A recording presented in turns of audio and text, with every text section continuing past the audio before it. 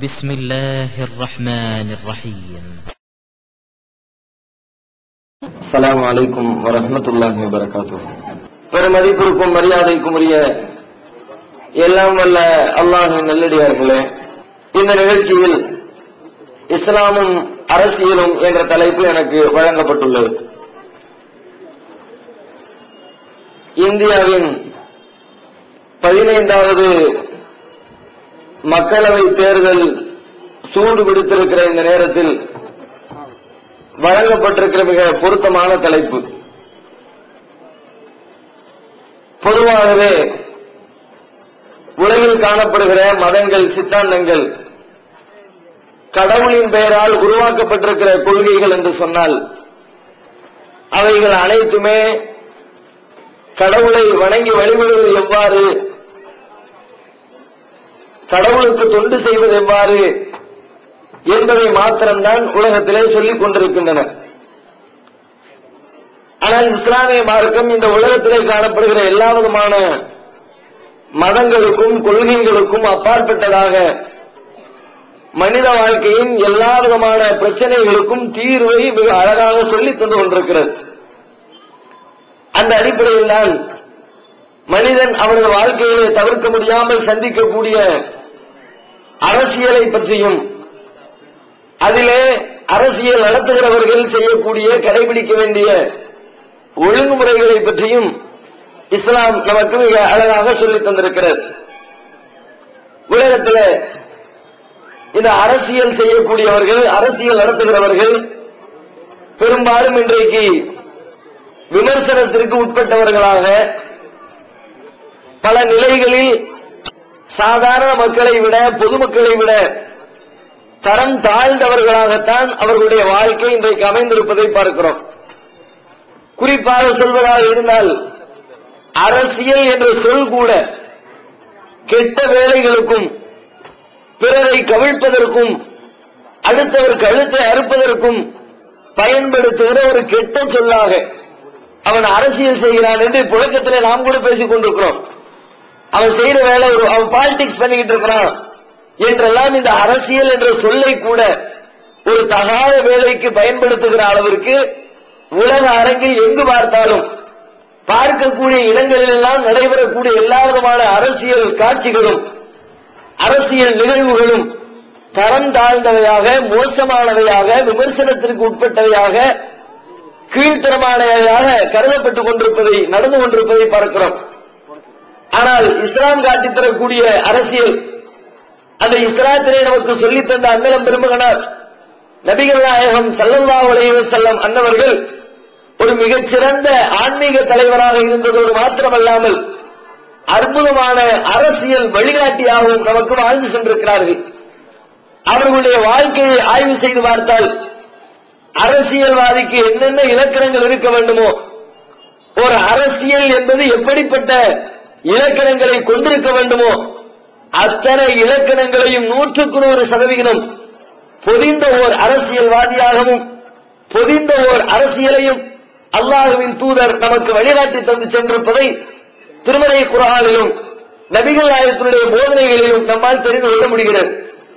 அல்லாஹ் ரப்புல் ஆலமீன் நபிகள் நாயகம் ஸல்லல்லாஹு அலைஹி வஸல்லம் அன்னவர்களை பற்றி தனது திருமறையிலே சொல்லுகிற பொழுது, லக்கத் கான லக்கும் ஃபீ ரசூலில்லாஹி உஸ்வத்துன் ஹஸனா லிமன் கான யர்ஜுல்லாஹ வல் யௌமல் ஆகிர். அல்லாஹ்வையும் மறுமை நாளையும் ஆதரவு வைப்பவர்களுக்கு இதோ இந்த அல்லாஹ்வுடைய தூதரிடத்திலே அழகான முன்மாதிரி இருக்கிறது என்று திருமறை குர்ஆன் சொல்லுகிறது. தொழுவதற்கு மாத்திரம் முன்மாதிரி அல்ல, நோன்பு வைப்பதற்கு மட்டும் முன்மாதிரி அல்ல, திருமறையை படிப்பதற்கு மட்டும் முன்மாதிரி அல்ல, ஒரு அரசியலுக்கும் நபிகள் நாயகம் அவர்கள் தான் முன்மாதிரியாக திகழ்ந்து கொண்டிருக்கிறார்கள். அரசியல் என்று சொன்னாலே ஒரு குறிப்பிட்ட சமூகத்தவர்களுக்கு, ஒரு குறிப்பிட்ட எல்லைக்கு உட்பட்டிருக்கிற தேசத்தவர்களுக்கு அவர்களின் நலன்களை பாதுகாப்பதற்காக, அவர்களை முன்னேற்ற பாதையிலே அழைத்துச் செல்வதற்காக, அவர்களை சுபிட்சமாகவும் சந்தோஷமாகவும் அமைதியாகவும் வாழ வைப்பதற்காக ஏற்படுத்தப்பட்ட கொள்கை தான் அரசியல் கொள்கை என்பது. அந்த அடிப்படையில் ஏற்படுத்தப்பட்ட இந்த அரசியல் என்பது உலக அரங்கத்தில் அதனுடைய தேவையை பூர்த்தி செய்யாமல் இருப்பதை பார்க்கிறோம். நபிகள் நாயகம் அவர்கள் என்ன நோக்கத்திற்காக வேண்டி இந்த அரசியல் உருவாக்கப்பட்டதோ அந்த நோக்கத்தை பூர்த்தி செய்து காட்டியிருப்பதை அவருடைய வரலாற்றிலே பார்க்கிறோம்.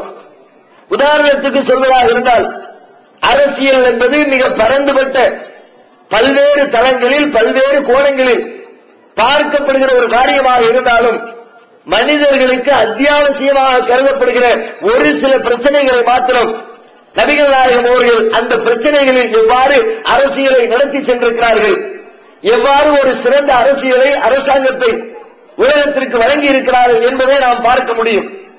குறிப்பாக சொல்வதாக இருந்தால், அண்ணலம் பெருமகனார் நபிகள் நாயகம் ஸல்லல்லாஹு அலைஹி வஸல்லம் அவர்களிடத்தில் ஒரு மனிதர் வருகிறார்.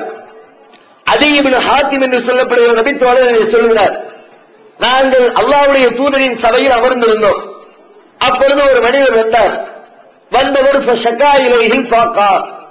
அல்லாஹ்வின் தூதரிடத்திலே முறையிடுகிறார், அல்லாஹ்வுடைய தூதரே, வறுமை எங்களை பீடித்து இருக்கிறது என்று முறையிடுகிறார்.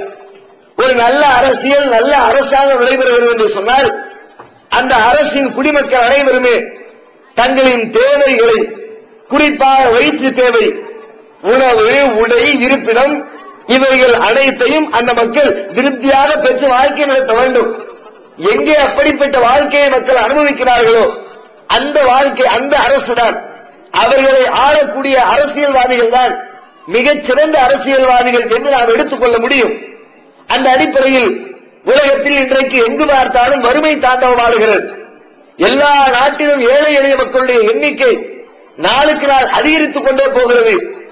தமிழகத்திலும் இந்திய அளவிலும் பட்டினியால் சாகக்கூடியவர்களுடைய எண்ணிக்கை ஆண்டுக்கு ஆண்டு, ஆட்சிக்கு ஆட்சி அது வளர்ச்சி அடைந்து கொண்டே செல்கிறது. ஆனால் இது ஒரு சிறந்த ஆட்சி அல்ல, ஒரு சிறந்த அரசியல் அல்ல. அல்லாஹ்வுடைய தூதருடைய அந்த அரசியல் களத்திலும் மதீனாவுடைய வாழ்க்கையில் ஒரு சிறந்த அரசாங்கத்தை அவர்கள் வழிநடத்தி சென்று கொண்டிருக்கிற தருணத்தில் அங்கேயும் வறுமை தாண்டவமாடிக் கொண்டிருக்கிறது. நபிகள் நாயகம் அவர்கள் அதற்கு தீர்வு சொல்கிறார்கள். அந்த வறுமையை ஒழித்து செழிப்பான ஒரு வாழ்க்கையை அந்த தேசத்திலே மாற்றுகிறார்கள். எத்தனை ஆண்டுகளில் தெரியுமா? வெறும் 10 ஆண்டுகள். நபிகள் நாயகம் இறை தூதராக தேர்ந்தெடுக்கப்படுவது அவர்களுடைய 40வது வயது. 13 ஆண்டு கால வாழ்க்கை மக்காவிலே கழிகிறது.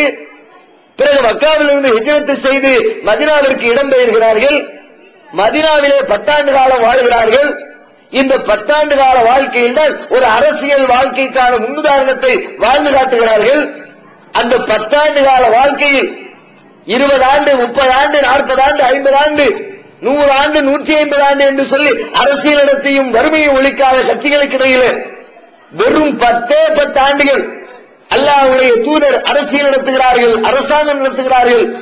அந்த 10 ஆண்டுகளில் அவர்களின் ஏழ்மையை, அந்த சமுதாயத்தின் வறுமையை, அந்த தேசத்தினுடைய வறுமையை தலை கீழாக புரட்டி போடுவதை பார்க்கிறோம். எந்த அளவிற்கு மதீனாவுடைய ஆரம்ப காலகட்டம், இஸ்லாமிய அரசியல் செயல்பட துவங்கிய ஆரம்ப காலகட்டம், அல்லாஹ்வின் தூதர் பல்வேறு போர்க்களங்களை சந்திக்கிறார்கள்.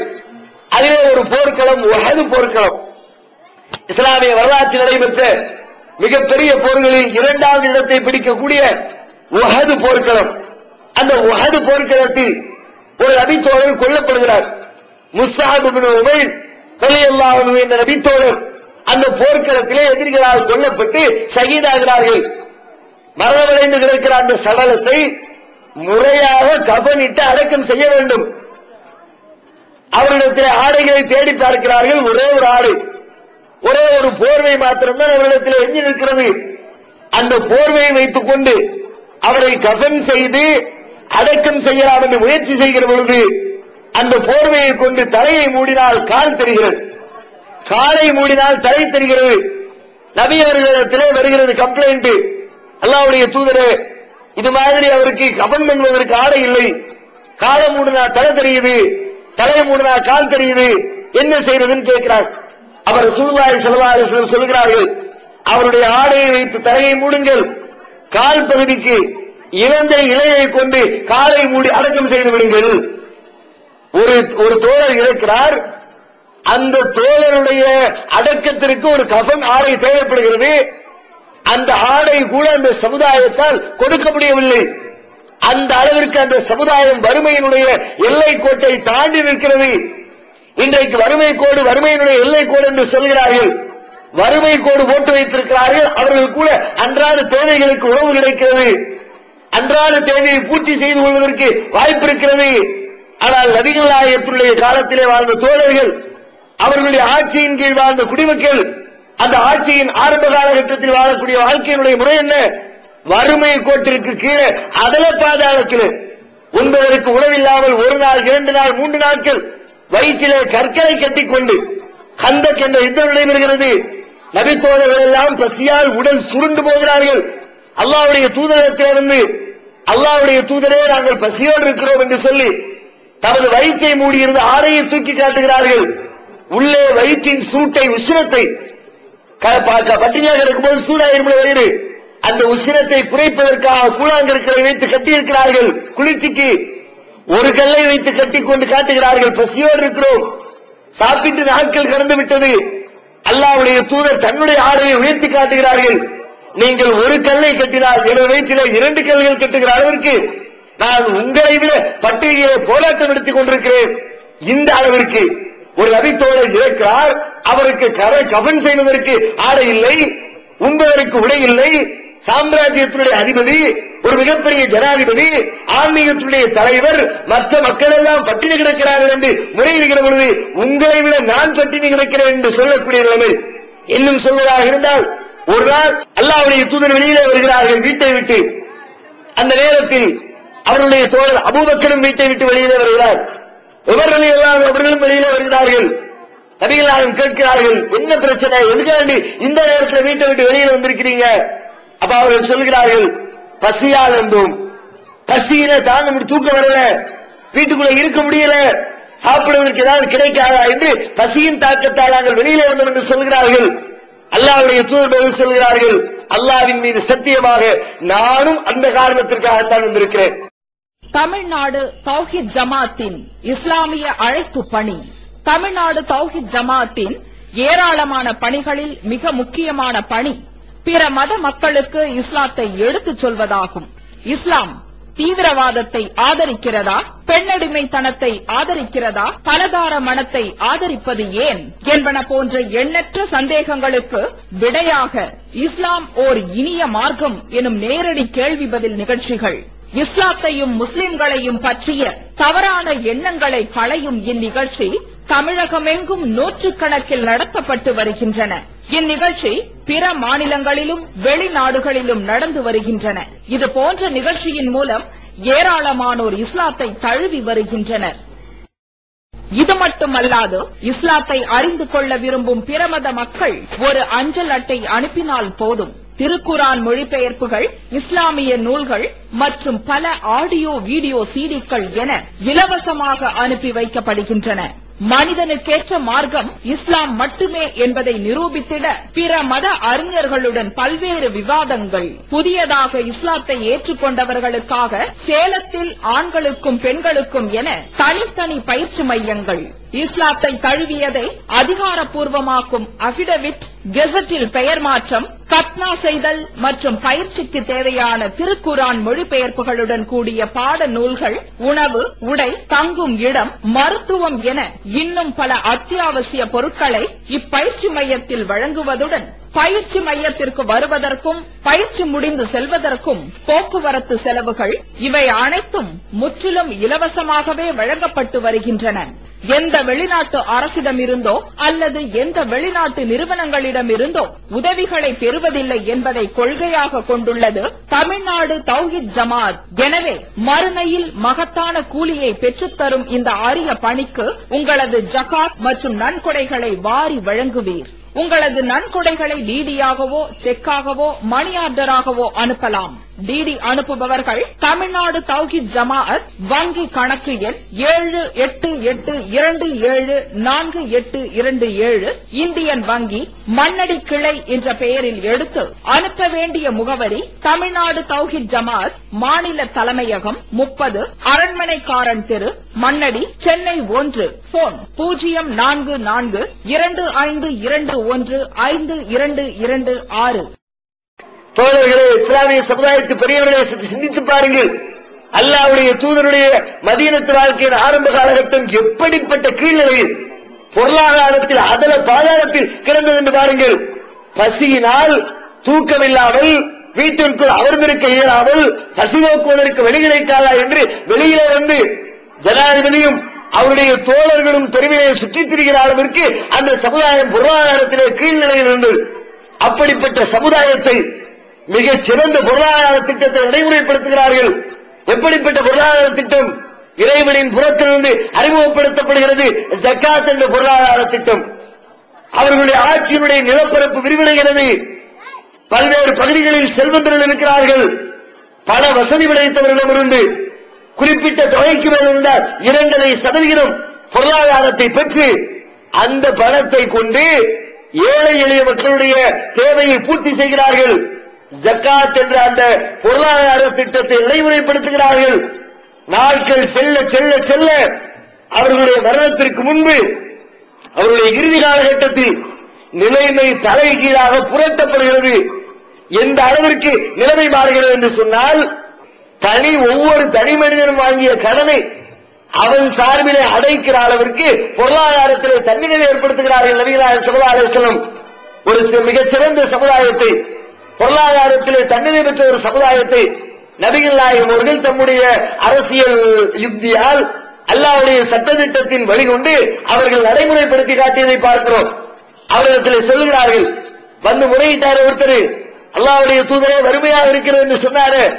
பக்கத்தில் இருக்கிற அதீ இப்னு ஹாத்திம் இடத்துல ரசூலுல்லாஹ் சொல்றாங்க, அதியே வலையின் தாளத்துபிக்க ஹயாத்தும் ரசூலுல்லாஹ் சொல்றாங்க, நீ உனக்கு இறைவன் வந்து வாழ்க்கையை கொடுத்தால், நீ உயிரோடு இருந்தால் தர என்ன ரஜுல யக்ருஜு மின் கஃபிஹி மின் ذهب وفضة, ஒரு மனிதனை பார்ப்பாய், நான் ஏற்படுத்தி இருக்கிற இந்த மாற்றம் எந்த அளவுக்கு மாறும் என்று சொன்னால், உனக்கு அல்லாஹ் உசுர ஆயில நீட்டி கொடுத்தாங்கன்னா நீ கண்ணால பார்ப்பாய். எப்படி ஒரு மனிதர் தனது வாழ்க்கையில கைகளில் தங்கத்தையும் வெள்ளியையும் எடுத்துக்கொண்டு எத்துலுபு எக்மலு மின்ஹு, அதை யாராவது வாங்கிக் கொள்ள மாட்டார்களா?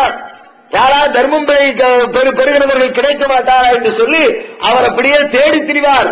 பலா யஜிது அஹதன் யக்மலுஹு, அவரிடமிருந்து அந்த தர்மத்தை பெற்றுக் கொள்வதற்கு ஒருத்தரை கூட பார்க்க மாட்டார். கையில தங்கத்தையும் வெளியே தூக்கிட்டு போவான், வாங்கிக்க நீ வாங்கிக்க நீ வாங்கிக்க, எனக்கு எதுக்குப்பா, எனக்கு தான் இதை விட நிறைய செலவு இருக்கு, உனக்கு வேணுமான்னு கேட்கிற அளவுக்கு நிலைமை மாறும் என்று ரசூலுல்லாஹ் சொன்னாங்க. அதிகிட்ட சொன்னாங்க, இன்னைக்கு இப்படி இருக்குல்ல அப்படி மாத்திரா இல்லையா பாருங்க சொன்னாங்க. சொன்னதோடு இருக்கல, மாட்டி காட்டினாங்க ரசூலுல்லாஹ். அப்படிப்பட்ட அரசியலை நடத்தினார்கள். மிகச் சிறந்த பொருளாதார திட்டத்தை நடைமுறைப்படுத்தினார்கள். இது ஒரு அரசியலுக்கு மிகச்சிறந்த இலக்கணம். எத்தனை நாடுகள் எப்படி அரங்கேற்றப்பட்டிருக்கிறது. பொருளாதாரத்திற்கு பல்வேறு அரசியல் சித்தாந்தங்கள் உருவெடுத்திருக்கிறது. முதலாளித்துவம் என்கிறார்கள், கம்யூனிசம் என்கிறார்கள், ஜனநாயகம் என்கிறார்கள், எத்தனையோ விதமான திட்டங்களை தீட்டி இந்த சமுதாய மக்களுடைய குடிமக்களுடைய வறுமையை போக்குவதற்கு, வறுமையை நீக்குவதற்கு நாங்கள் பாடுபடுவோம் என்று சூழ்நிலைக்கிறார்கள். இதுவரைக்கும் யாரும் பாடுபட்டதாக தெரியவில்லை, வறுமையை ஒழித்ததாகவும் வரலாற்றிலே காண முடியவில்லை. அல்லாஹ்வுடைய தூதர் மாற்றி காட்டியவருடைய வரலாறு மிக தெளிவாக சொல்லிக் கொண்டிருப்பதை பார்க்கிறோம். ஒரு நல்ல அரசாங்கம் என்று சொன்னால், நல்ல அரசியல் நடத்த என்று சொன்னால், தீவிரவாதிகளுடைய கரத்தை ஒடுக்கி இன்றைக்கு தினம் தினம் டிவியில பேட்டி கொடுக்கிறார்கள். பிரதமராகட்டும், ஜனாதிபதி ஆகட்டும், முதலமைச்சராகட்டும், இன்னொரு அரசியல் தலைவர்களாகட்டும், அத்தனை பேரும் தீவிரவாதத்தை இரும்பு கரம் கொண்டு ஒடுக்குவோம், ஒரு முருங்க கம்ப கொண்டு ஒடுக்கிற மாதிரி கூட தெரியல. இரும்பு கரம் கொண்டு எல்லாம் பேட்டியில தான் நிக்குது. ஆனா எங்க பார்த்தாலும் வெட்டு, குத்து, கொலை, வழிப்பறி, திருட்டு, காசு பணத்தை 10 வருஷம் 20 வருஷம் 30 வருஷம் வெளிநாட்டுல போய் குடும்பத்தை விட்டு பொண்டாட்டி பிள்ளைக்காண்டி சம்பாத்தியம் பண்ணி மூட்டையை கட்டி வீட்டுல கொண்டு வச்சா அவன் 5 நிமிஷத்துல அள்ளிட்டு போயிடும், ஈஸியா தூக்கிட்டு போயிடுறான். 30 ஆண்டு கால உழைப்பு 30 நிமிடத்தில் பறிகொடுத்து தவிக்கிறார்கள். சாதாரண அற்ப பிரச்சனைகளுக்காக 50 காசு 1 ரூபா பெருமானம் உள்ள மேட்டிற்கு கத்தரிக்காவில் செய்கிற மாதிரி, குருவிக்கிலேயே வெட்டுற மாதிரி மனிதர்களின் தலைகளை சீறிக் கொண்டிருக்கிறார்கள். மக்கள் அமைதி இல்ல, நிம்மதி இல்ல, தீவிரவாதம் தலை தூக்குது, எங்க பார்த்தாலும் குண்டு வெடிப்பு, இஷ்டத்துக்கு மக்களை கொத்து கொத்தா கொலை பண்றான். கடந்த 5 ஆண்டுகளில் மாத்திரம் 45க்கும் மேற்பட்ட இடங்களில் நம் இந்தியாவில் குண்டு வெடித்து பொதுமக்கள் கொத்து கொத்தாக கொலை செய்யப்பட்டிருக்கிறார்கள். மக்கள் பாதுகாப்பு இடத்துல அரசியல்வாதி உட்கார்ந்து இருக்கிறான். அரசியல் தலைவர்கள், பாராளுமன்ற உறுப்பினர்கள், பிரதமர்கள், எம்பிக்கள் இவர்கள் எல்லாம் அமர்ந்திருக்கிற உச்சகட்ட பாதுகாப்பு கொண்டிருக்கிற பாராளுமன்ற வளாகத்திற்குள்ள, பார்லிமெண்ட் சாதாரண இடம் இல்ல. நம்ம ஊர்ல இருக்கிற மாதிரி லோக்கல்ல இருக்கிற நிர்வாகிக்கு அதிகாரிக்கு பாதுகாப்பு கொடுத்த மாதிரி இருக்காது. பாதுகாப்பு என்று சொன்னால் அப்படிப்பட்ட பாதுகாப்பு, உச்சபட்ச பாதுகாப்பு. எவனும் உள்ளுக்குள்ள அத்துமீறி நுழைய முடியாது. அந்த அளவிற்கு கடுமையான வேலிகளும் பாதுகாப்பு வளையங்களும் ஏற்படுத்தப்பட்டிருக்கிற பாராளுமன்ற வளாகத்துக்குள்ளேயே டாக்ஸியை கொண்டு போய் நிப்பாற்றா, துப்பாக்கியை தூக்கிட்டு உள்ளுக்குள்ள ரவுண்டு கட்டுறா, இருக்கிற அதிகாரிகளை சுட்டு தள்ளுறா. அரசியல்வாதி குடிமக்களை பாதுகாக்கிறீங்க, அவர்கள் தங்களை பாதுகாத்துக் கொள்வதற்கு திட்டமில்லை. அந்த லெவல் தானே. சுதந்திரம் அடைந்து விட்டது இந்தியா என்று பேசுகிறார்கள். இந்தியா சுதந்திரம் அடைஞ்சிருச்சுன்னா அதுல மாற்று கருத்தில்லை. ஆனால் சுதந்திர இந்தியாவில் சுதந்திரமாக என்று பிரதமர் குடியரசு தினத்தன்று, சுதந்திர தினத்தன்று ஜனாதிபதிகளும் பிரதமர்களும் முதலமைச்சர்களும் சுதந்திரமாக கொடியேற்றுகிறார்களா? குண்டு துளைக்காத மேடைக்குள் நின்றுதான் இன்றைக்கும் கொடியேற்றிக் கொண்டிருக்கிறார்கள். எவனும் போட்டு தள்ளிடுவான். கார்ல போன 1008 முன்னாடி வண்டி பின்னாடி வண்டி, வண்டிக்கு குண்டு துளைக்காத பாதுகாப்பு, குண்டு துளைக்காத ஆடை.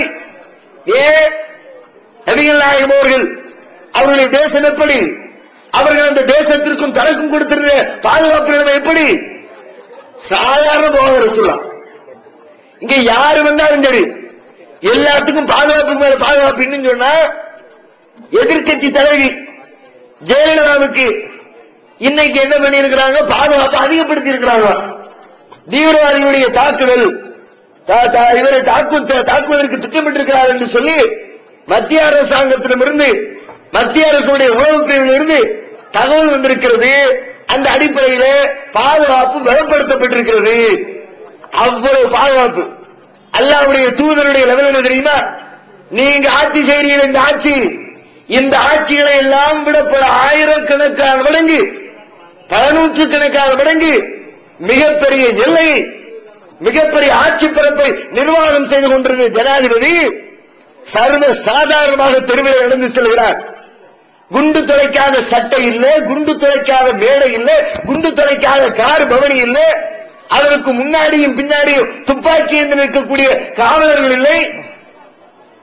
நைட்டு நேரம் மக்கள் பாதுகாப்புனா அந்த தலைவர் மாதிரி மக்களை பாதுகாக்கிறதுக்கு தான் உசுர முதல்ல கொடுப்பேன் அப்படி அவருடைய தூதர்.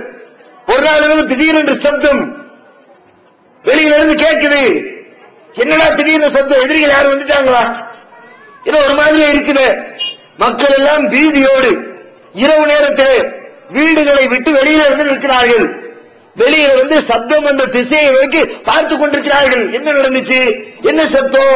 எதிரி படையனை எடுத்து வர்றாங்க, நம்மை நாம் பாதுகாக்கணுமா, ஆயுதங்களை ரெடி பண்ணணுமா, தளவாடங்களை சேகரிக்கணுமா, என்ன செய்யறது என்று சொல்லி மக்கள் பேசிக் கொண்டிருக்கிற நேரத்தில் சப்தம் என்ற திசையிலிருந்து ஒரு ஒட்டகம் வருகிறது. வந்தா கிட்ட நெருங்க நெருங்க நெருங்க வர்றது யாருன்னு பார்த்தா ஜனாதிபதி வருகிறார், அல்லாஹ்வுடைய தூதர் வருகிறார். வந்து சொன்னாரு, எல்லாம் கலந்து போங்க, ஒன்னும் பிரச்சனை இல்லை, நான் போய் பார்த்துட்டு வந்துட்டேன். தலைவர் இவர் தலைவர், அரசியல் இதாரு. முதல்ல நாடித்த என் மக்களுக்கு ஒரு தொல்லையா, ஒரு துன்பமா, அவர்கள் உயிருக்கு ஒரு கேடா, ஒரு அச்சமா? அதிலே துயர் துடைப்பதற்கு என் உயிரை கொடுத்து பாதுகாத்தேன். இஸ்லாத்திலே இமாம் என்று சொன்னால், இமாம்னா இன்னைக்கு தொலை வைக்கிற இமாம்ங்கிறமே அதுவும் இமாம் தான். ஆனால் இமாம் என்று சொன்னால் அந்த இமாமை கேடயமாக பயன்படுத்தி மக்கள் பின்னால் என்று போடுவார்கள். நபிகள் சொன்னார், அல் இமாம் இத்தகா அல் அமீர், தலைவர் என்று சொன்னால் இத்தகாமின் வராயி, அவருக்கு பின்னால் நின்று கொண்டு மக்கள் தம்மை பாதுகாத்துக் கொள்வார்கள். அவர் முன்னாடி நிற்கணும், அவருக்கு முன்னாடி மக்கள் நிப்பாட்டி வச்சிருக்கிறது. இன்னைக்கு நபிகள் நாயகம் ஏற்படுத்திய அமைதி பாதுகாப்பு, அது மாதிரி ஒரு பாதுகாப்பு உலக ஏற்படுத்தல. அது மிகச்சிறந்த அரசியலுக்கு எடுத்துக்காட்டு. உலகத்திலேயே திருட்டுக்களும் கொலை குற்றங்களும் குறைந்த ஒரு தேசத்தை உருவாக்கினார்கள். எந்த அளவிற்கு என்றால், அவர்களுடைய 10 ஆண்டு கால மதீனத்து வாழ்க்கையில் அவர்களுடைய ஆட்சியின் கீழ் எத்தனை குற்றவியல் தண்டனைகள் நிறைவேற்றப்பட்டிருக்கிறது என்று மொத்த வாழ்க்கையும் ஆய்வு செய்தால் மரண தண்டனை கொடுக்கிற அளவிற்கு விபச்சார குற்றமும் கொலை குற்றமும் மரண தண்டனை கொடுக்கிற அளவிற்கு நடைபெற்ற குற்றங்கள் மொத்தமே 2 தான் அவருடைய மொத்த வாழ்க்கையிலும் நடந்திருப்பதை பார்க்கிறோம். நபிகளாய ஆட்சியாளராக அரசியல்வாதியாக ஒரு தேசத்தை கையில் எடுத்து ஆட்சி புரிய துவங்கியதற்கு பிறகு அவர்களுடைய மரண பரியந்தம் நடைபெற்ற குற்றவியல் நிகழ்வுகள் எத்தனை என்று ஆய்வு செய்தால் மரண தண்டனை விதிக்கிற தண்டனைகள் மொத்தமே 2. திருட்டுக்கு ஒரே ஒரு தண்டனை, ஒரே ஒரு இடத்தில் மாத்திரம்தான் திருட்டு குற்றம் நடைபெற்று கரம் வெட்டப்பட்ட தண்டனை வழங்கப்பட்டிருக்கிறது. இன்றைக்கு நாள் ஒன்றுக்கு 100 கணக்கில் அப்படிப்பட்ட குற்றங்கள் பெருகிக் கொண்டிருப்பதை பார்க்கிறோம். திருட்டு குற்றங்களும் கொலை குற்றங்களும் ஒவ்வொரு நாளுமே 100 கணக்கில் நம் தேசத்திலே நடைபெறுகிறது. 10 வருடத்திலே மொத்தமே 2 குற்றங்கள் நடைபெற்றிருக்கிறது என்று சொன்னால் அந்த தேசத்தை அல்லாஹ்வுடைய தூதர் எந்த அளவிற்கு அமைதியாக சுபிட்சமாக தமது குடிமக்களை வாழ வைத்திருக்கிறார்கள் என்பதை அவருடைய வரலாறு பறைசாற்றிக் கொண்டிருப்பதை பார்க்கிறோம். இப்படி அல்லாஹ்வுடைய தூதர் மிகச் சிறந்த அரசியலை உலகத்திற்கு வழங்கினார்கள். அதே நேரத்தில் தம்முடைய அரசியலை நிலைநிறுத்துவதற்காக மற்ற நாட்டு மன்னர்களோடு மற்ற சமுதாயத்து மக்களோடு பல்வேறு இடங்களில் தொடர்பு கொண்டிருந்தாலும் கூட எந்த நேரத்திலும் இந்த மார்க்கத்தினுடைய கொள்கைகளில் கொஞ்சம் கூட சமரசம் செய்யாமல் வளையாமல் நெளியாமல் அல்லாஹ்வுடைய வார்த்தைகளை செயல்படுத்துவதற்காக யாருடைய முகத்தாட்சியத்தையும் பார்க்காமல் ஏகத்துவத்தை நிலைநாட்டி அரசியலை அவர்கள் வாழ்க்கையாக நடைமுறைப்படுத்தி காட்டி சென்றிருக்கிறார்கள். ஏகத்துவம் ஓரிரை கொள்கையை விளக்கும் மூப்பற்ற மாத இதழ் PJ MI சுலைமான் ஷம்சுல்லுஹா இன்னும் பல சிறந்த அறிஞர்களின் கருத்து கருவூலங்கள் இன்னும் பல சிறந்த அம்சங்களுடன் வெளிவரும் ஏகத்துவம் இதழை படித்து உங்கள் மார்க்க அறிவை வளர்த்துக் கொள்ளுங்கள். ஆண்டு சந்தா உள்நாடு ₹100, வெளிநாடு ₹400, தனி இதழ் ₹9. உங்கள் டிராப்டுகளை ஏகத்துவம் இலக்கம் 30 அரண்மனைக்காரன் தெரு மண்ணடி சென்னை 3 என்ற முகவரிக்கு அனுப்பி வையுங்கள். மகளிருக்கு வழிகாட்டும் மாத இதழ் தீன்குல பெண்மணி தமிழ்நாடு தவ்ஹீத் ஜமாத்தின் மேற்பார்வையில் முஸ்லிம் பெண்களுக்கான இல்லற கடமைகள், மருத்துவ பகுதி, சிறுவர் பகுதி, திருமண தகவல் பகுதி, ஹதீஸ் திறனாய்வு போட்டி மற்றும் பல சுவையான அம்சங்களுடன் வெளிவரும் முஸ்லிம் பெண்களுக்கான முழுமையான மாத இதழ் தீன்குல பெண்மணி. ஆண்டு சந்தா உள்நாடு ₹100, வெளிநாடு ₹400, தனி இதழ் ₹9. உங்கள் MODDகளை எடுத்து அனுப்ப வேண்டிய முகவரி தீன்குல பெண்மணி, நம்பர் 30, அரண்மனைக்காரன் தெரு, மண்ணடி, சென்னை 1. உணர்வு முஸ்லிம் சமுதாயத்தின் நம்பர் 1 தமிழ் வார இதழ். ஒருங்கி கிடந்த முஸ்லிம்களின் உணர்வுகளை தட்டி எழுப்புவதில் 13 ஆண்டு கால வரலாற்று சாதனை படைத்த ஒரே இதழ் உணர்வு. செய்திகளின் நடுநிலைமை, விமர்சனங்களின் நேர்மை, சமுதாய செய்திகளுக்கு முன்னுரிமை, இஸ்லாத்தின் எதிரிகளை அடையாளம் காட்டுதல், அரசியல் ஆன்மீகம் பற்றிய கேள்விகளுக்கு ஆணித்தரமான பதில்கள், ஆய்வு கட்டுரைகள், பல சுவையான அம்சங்களுடன் வெளிவரும் உணர்வின் வாசக சமுத்திரத்தில் நீங்களும் சங்கமமாகுங்கள். ஆண்டு சந்தா உள்நாடு ₹400, வெளிநாடு ₹2300, தனி இதழ் ₹8. உங்கள் டிராப்டுகளை Muslim media trust number 7 Vadamaraikka street 2nd floor Mannady Chennai 1 என்ற முகவரிக்கு அனுப்பி வையுங்கள். இஸ்லாம் இப்படிப்பட்ட அரசியல் உலகத்திற்கு வழங்குகிறது, அப்படிப்பட்ட அரசியலை உலகத்திற்கு போதிக்கிறது. அப்படிப்பட்ட அரசியல் உலக அரங்கத்தில் நடைமுறைப்படுத்தப்படுகிற பொழுது மக்களுடைய தேவைகள் எல்லாம் பூர்த்தி செய்யப்படும், மக்களுடைய குற்றம் குறைகளுக்கெல்லாம் தண்டனை வழங்கப்படும். அமைதியான நிம்மதியான சுபிட்சமான ஒரு தேசம் இஸ்லாமிய அரசியலின் மூலமாக மாத்திரம்தான், இஸ்லாம் காட்டித் தரக்கூடிய அரசியல் தத்துவத்தின் வழியாக மட்டும்தான் அதை நடைமுறைப்படுத்தி தர முடியும். வேறு எந்த சித்தாந்தமும், வேறு எந்த கொள்கையும், வேறு எந்த கோட்பாடும், வேறு எந்த தேசத்திலே நடைமுறைப்படுத்தப்படுகிற சட்டத்திட்டங்களும் பரிபூர்ணமாக அரசியல் எந்த நோக்கத்திற்காக உருவாக்கப்பட்டதோ அந்த நோக்கத்தை 100% நிறைவேற்றித் தரக்கூடிய அரசியல் சித்தாந்தம் இஸ்லாமிய அரசியலை தவிர வேறு எந்த அரசியலும் உலகத்தில் இல்லை என்று சொல்லி நாம் அறைகூவலிட்டு சொல்லலாம். இன்றைக்கு நாம் வாழக்கூடிய இந்த தேசத்தில் நாங்களும் அரசியல் செய்கிறோம் என்று சில பேர் கிளம்பி இருக்கிறார்கள். அரசியல் செய்யட்டும், தாராளமாக அரசியல் நடத்தட்டும், அரசியல் களத்திலே பங்கெடுக்கட்டும். ஆனால் ஏகத்துவ கொள்கையை விலை பேசிவிட்டு, ஏகத்துவத்தினை அடங்கி அல்லாஹ்வுடைய தூதர் காட்டி தந்த சத்திய மார்க்கத்தினுடைய அடிப்படை கொள்கைகளுக்கு வேட்டு வைத்துவிட்டு உலகத்திலே அரசியல் நடத்தி பிரயோஜனம் இல்லை. முஸ்லிம் சமுதாயத்தை சார்ந்த எத்தனையோ தோழர்கள், எத்தனையோ தொண்டர்கள் நாங்கள் இஸ்லாமிய சமுதாயத்தினுடைய அரசியல் இயக்கத்தின் பிரதிநிதிகள் என்று தங்களை பறைசாற்றிக் கொண்டிருக்கிறார்கள். அந்த தோழரை பார்த்து கேட்கிறோம், உண்மையிலே அரசியல் செய்யுங்கள், மார்க்கம் அரசியலை சொல்லித் தந்திருக்கிறது, மார்க்கத்தில் அரசியல் ஒரு பங்கு உள்ளது, அதை நாம் மறுக்கவில்லை. ஆனால் நீங்கள் செய்கின்ற அந்த அரசியல், நீங்கள் பங்கெடுக்கிற அந்த அரசியல் இயக்கம், அந்த அரசியல் இயக்கத்தினுடைய பணிகள், அதனுடைய செயல்பாடுகள், அதன் வழியாக நாளை மறுமையில் நீங்கள் வெற்றி பெற முடியுமா என்பதை யோசித்து உங்களுடைய அரசியல் தளத்திலே நீங்கள் பங்காற்ற வேண்டும். உங்களுடைய அரசியல் அல்லாஹ்வுடைய சட்டத்திற்கு எதிரான அரசியலாக மாறிப் போனால், அல்லாஹ்வுடைய தூதர் காட்டி தந்த ஏகத்துவத்தினுடைய சத்திய கொள்கைக்கு எதிராக அமைந்திருந்தால், இந்த உலகத்தில் வேண்டுமானால் சில நேரங்களில் நீங்கள் வெற்றி பெற்றதை போன்று ஒரு தோற்றம் விழலாம், சில நேரங்களில் நீங்கள் உயர்ந்து விட்டதை போன்று ஒரு காட்சி எழலாம். ஆனால் உறுதியாக இறுதியாக இம்மையிலும் சரி மறுமையிலும் சரி அல்லாஹ்வின் வார்த்தையை புறந்தள்ளிவிட்டு இஸ்லாத்தின் பேராலும் முஸ்லிம்களின் பேராலும் நீங்கள் செய்யக்கூடிய அரசியலால் தோல்வியைத்தான் சந்திப்பீர்கள் என்பதற்கு எந்த மாற்று கருத்தும் கிடையாது. உண்மையிலே அந்த தோழர்கள் இன்றைக்கு அரசியல் தளத்தில் இஸ்லாத்தின் பேரால் முஸ்லிம்களின் பேரால் கலந்து நிற்கிறார்களே, அந்த இயக்கத்துடைய தலைவர்களை விட்டு விடுகிறேன், தொண்டர்களை மாத்திரம் பார்த்து கேட்கிறேன். சமுதாய நன்மைக்காக பாடுபடுகிறோம் என்ற நல்லெண்ணத்திலே அங்கே இன்னும் ஒரு சிலர் வெட்டி கொண்டிருந்தால் அவர்களை பார்த்து நான் சில கேள்விகளை முன்வைக்க விரும்புகிறேன். நீங்கள் பங்கெடுத்துக் கொண்டிருக்கிற இந்த இயக்கம் ஏகத்துவத்தின் அடிப்படையில், அல்லாஹ்வுடைய மார்க்கத்தின் அடிப்படையில், இஸ்லாத்தினுடைய அடிப்படையில் அல்லாஹ்வுடைய தூதர் காட்டி தந்த அரசியலை கையில பிடித்துக் கொண்டு அதற்கு எந்த பந்தமும் வராது, எந்த குந்தகமும் வராத வகையில், எந்த இடையூறும் வராத வகையில் அரசியல் செய்கிறார்களா? உங்களுடைய அரசியல் தலைவர்கள் ஏகத்துவத்தை அடகு வைத்துவிட்டு அரசியல் செய்கிறார்கள். அல்லாஹ்வுடைய தூதர் மிக அழுத்தமாக ஒரு செய்தியை சொன்னார்கள், வணக்கம் அனைத்தும் அல்லாஹ்விற்கு மாத்திரமே. அதுதான் இஸ்லாத்துடைய தாரக மந்திரம், லா இலாஹ இல்லல்லாஹ். வணக்கத்திற்குரியவன் அல்லாஹ்வை தவிர வேறு யாரும் இல்லை. வணக்கம் என்றால் எது வணக்கம்? தொழுகை ஓர் வணக்கம், நமக்கெல்லாம் தெரியும். நோன்பு ஓர் வணக்கம், மிக தெளிவாக புரிந்து வைத்திருக்கிறோம். ஜக்காத் ஓர் வணக்கம், அல்லாஹ்விற்கே செய்கிறோம். ஹஜ் ஓர் வணக்கம், அல்லாஹ்விற்காக ஹஜ் செய்கிறோம். இவற்றையெல்லாம் வணக்கம் என்று புரிந்து வைத்திருக்கிறோம். ஆனால் இன்னும் பல வணக்கங்கள் இருக்கிறது, நாம் புரியாத வணக்கங்கள்.